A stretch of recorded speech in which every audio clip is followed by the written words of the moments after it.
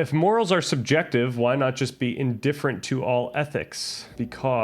Just because meaning and morals are subjective, that doesn't mean that you won't be punished by your own psyche when you don't follow the rules. So when you do something that you quote unquote deep down know is wrong, whatever that means, like we really judge it based on the outcome rather than, what actually causes it.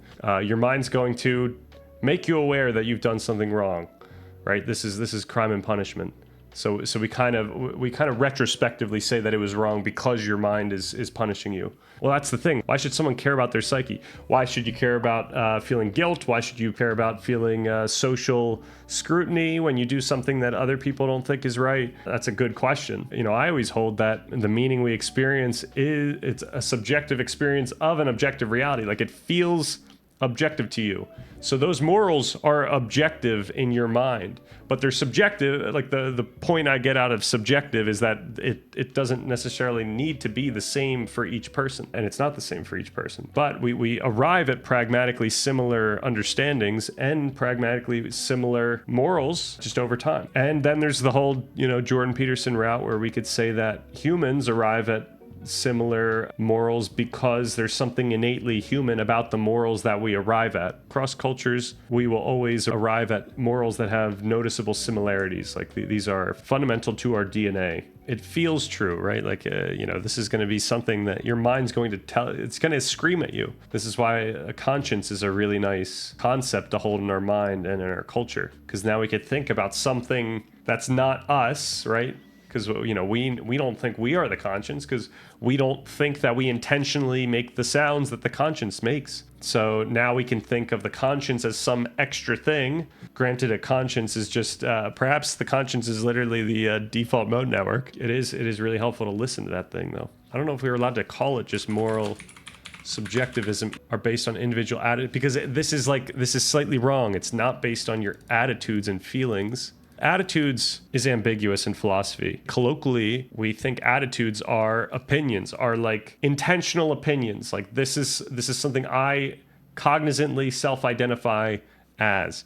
Now, for someone like Brandom, attitudes are pragmatic. Like they play themselves out. Like you don't have to be cognizant of your attitudes as you act them out. The inferences we make, the moves we make in our social encounters, how we communicate, etc. All of these are things that we aren't aware of. It's unconscious to us. But feelings here, it is based on our feelings. But once again, colloquially, people think that feelings are like something more intentional than what I'm trying to get at when I say feelings. And then beliefs, it depends what we mean by beliefs again, given that the structures that actually affect our experience of meaning over time are constantly changing. So yeah, if we're going to teach a moral subjectivism, it's got to be a very nuanced, we shouldn't even call it that.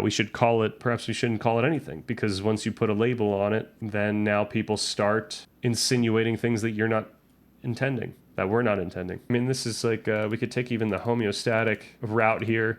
When you make it so that you're disregarding your own internal mechanisms that are telling you when you ought to be doing something, perhaps it does hurt you in the long term or the short term. But instead, we could play with it. Like this is the whole point of the document. We can take note of the constraints, and then we could consider how we would like to deliberately act within those constraints. And perhaps we would deliberately like to try to do something that changes those constraints. Like perhaps you don't feel like your conscience yells enough when you do something that you think is wrong.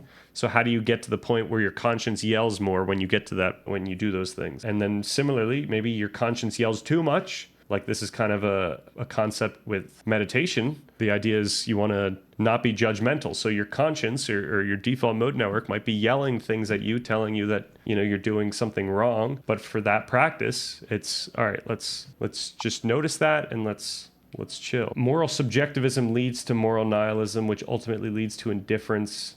For example, why should a person care if they steal and go to prison? Because it'll make them suffer?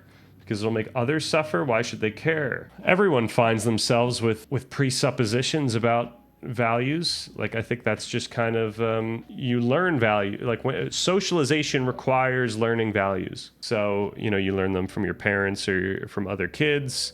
rules about fairness. And hopefully, if you socialize with decent kids or decent parents, like they put some good morals onto you. That's the point of culture. In part 3, even though we're not allowed to like get into a clear moral framework, I think maybe the epilogue might be something like me making the point of why we ought to have a morality that's based in empathy, like, and we derive that from our own understanding of our own experience, and the fact that because our experience is something that's affected by our biology, and we know that other people have that same biology, then now you can get to things like the golden rule or the platinum rule. But we're still like making a argument there. We're making more of like we're offering what we think is a compelling argument. It's not like we're logically deriving anything from anything. We're just kind of asking people like, please do this, rather than saying that